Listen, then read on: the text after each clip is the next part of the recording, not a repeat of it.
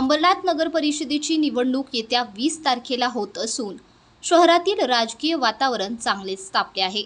सध्या विविध सणांच्या निमित्ताने सर्वच पक्षांकडून आपापल्या पद्धतीने प्रचार सुरू आहे।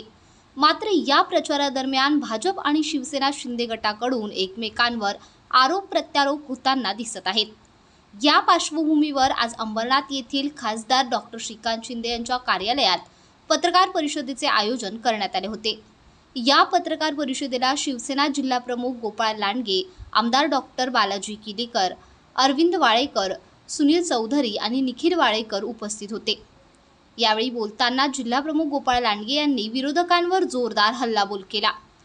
हिशोबाची भाषा करणारे स्वतः हिशोबातच अडकतात असा टोला त्यांनी यावेळी लगावला। तसेच ज्यांना टिळा शिवसेनेने लावला त्यांनी अशी भाषा करू नये असे म्हणत त्यांनी विरोधकांच्या वक्तव्यावर तीव्र नाराजी व्यक्त केली। निवडणुकीच्या पार्श्वभूमीवर राजकीय संघर्ष अधिक तीव्र होत असल्याचे चित्र आहे। अंबरनाथची निवडणूक 21 तारखेला आहे, 2 तारखेला होणार होती आणि विकासाच्या माध्यमातून पुन्हा एकदा सर्व अंबरनाथकर मतदार हे शिवसेनेला निश्चितपणे निवडून देणार अशा प्रकारचं वातावरण होतं। परंतु कोर्टाच्या कारण उपस्थित करून ती निवडणूक पुढे ढकलली। परंतु लोकांना हेवे दाव्यापेक्षा, खोट्या आरोपापेक्षा विकास हवा असतो आणि म्हणूनच गेली 25 वर्ष अंबरनाथच्या मतदारांनी शिवसेनेला सातत्याने सत्ता दिलेली आहे आणि त्यामुळेच या अंबरनाथ शहराचा विकास झालेला आहे। आजूबाजूच्या मोठ्या शहरांपेक्षाही अंबरनाथचा विकास निश्चितपणे चांगल्या प्रकारचा झालेला आहे आणि त्याची प्रचिती निश्चितपणे येणार होती। माननीय उपमुख्यमंत्री एकनाथजी शिंदे साहेब यांच्या सभा असतील, खासदार डॉक्टर श्रीकांतजी शिंदे यांच्या सभा असतील, इतर सर्वच आमदार असतील, अरविंदजी वाळेकर असतील, यांनी घेतलेल्या सभा या प्रचंड प्रमाणामध्ये मोठ्या झाल्या होत्या आणि त्यावरूनच समजतं की निश्चितपणे नागरिकांचा चांगल्या प्रकारचा प्रतिसाद आहे। या बाबतीमध्ये युती आम्ही तोडलेली नाही, तर युती करायचीच नाही म्हणून त्यांनी त्यांच्या उमेदवाराची कोणत्याही प्रकारची आमच्याशी चर्चा न करता घोषणा केली होती आणि तो घोर अपमान मतदारांचा त्यांनी युतीच्या मतदारांचा केला आणि त्याची प्रचिती निश्चितपणे मतरूपाने त्यांना मिळणार होती म्हणून निवडणूक पुढे ढकलली गेली।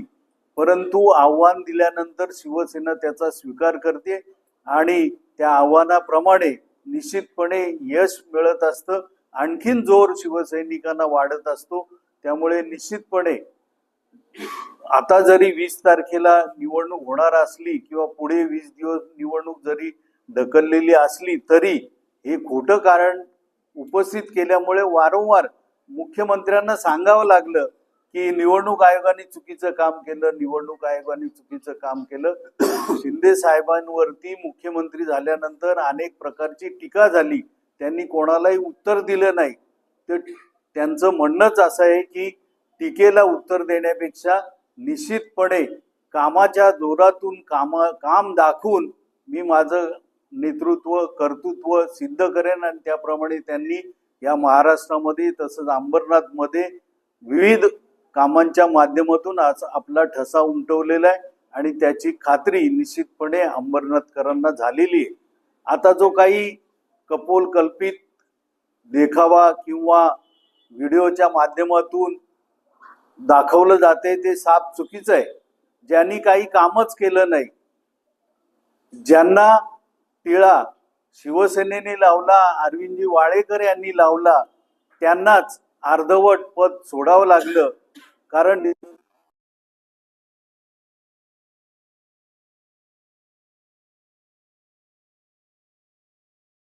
मोठं होता नाही आलं, त्यांनी काय आमच्यावर आरोप करावेत।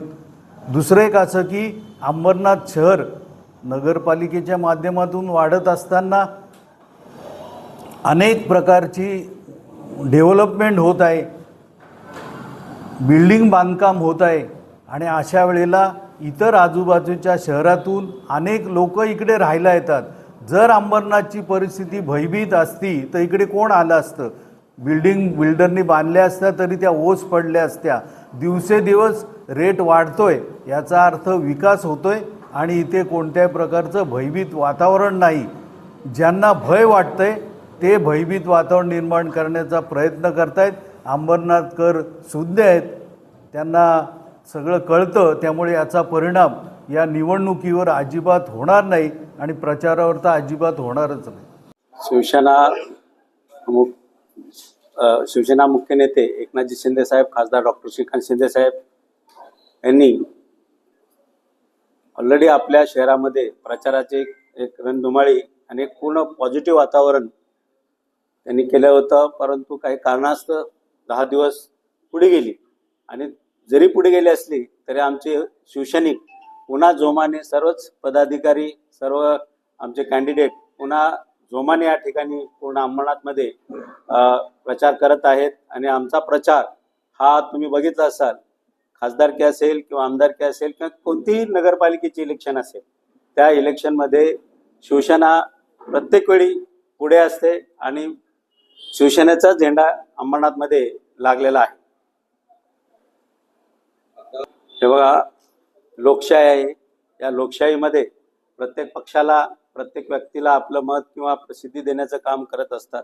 प्रत्येकाने आपापल्या पद्धतीने कोणाची तरी काहीतरी व्हिडिओ टाकून ज्या वेळेस झालेल्या घटना, त्या जुन्या घटना पुढे आणायच्या आणि त्याचा काहीतरी एक पॉलिटिकली आणि इलेक्शनमध्ये त्याचा एक इश्यू करायचा. हा प्रत्येक वेळेस प्रत्येक पॉलिटिकल विरोधी पक्षाचा असतोच, त्याच्यात हे नवीन काही नाहीये.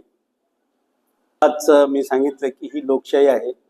डॉक्टर बाबासाहेब आंबेडकरांनी जी लोकशाही दिलेली आहे, जगातली सगळ्यात चांगली लोकशाही घटना आज आपल्या भारतात आहे. आणि कोणत्याही शहरामध्ये प्रत्येक व्यक्ती, महाराष्ट्रामध्ये प्रत्येक राज्यातला या ठिकाणी राहतो, अंबरनाथमध्ये, आणि तो गुन्हा गोविंदाने या ठिकाणी आपला बिझनेस, आपला धंदा, आपले सगळेजण राहतात. तुम्ही बघितलं असाल, आपण किती पत्रकार आहात, त्या पत्रकारांमध्ये असे किती पत्रकार आहेत ते दुसऱ्या स्टेटमध्ये आहेत. काही जन्मापासून या ठिकाणी आहेत, काही 10 वर्षापासून या ठिकाणी आलेले आहेत. काही असे व्यापारी आहेत की आज 10-20 वर्षापूर्वी अंबरनाथ आलेत, आज अंबरनाथचे चांगले व्यापारी म्हणून गिनले जातात, ओळखले जातात.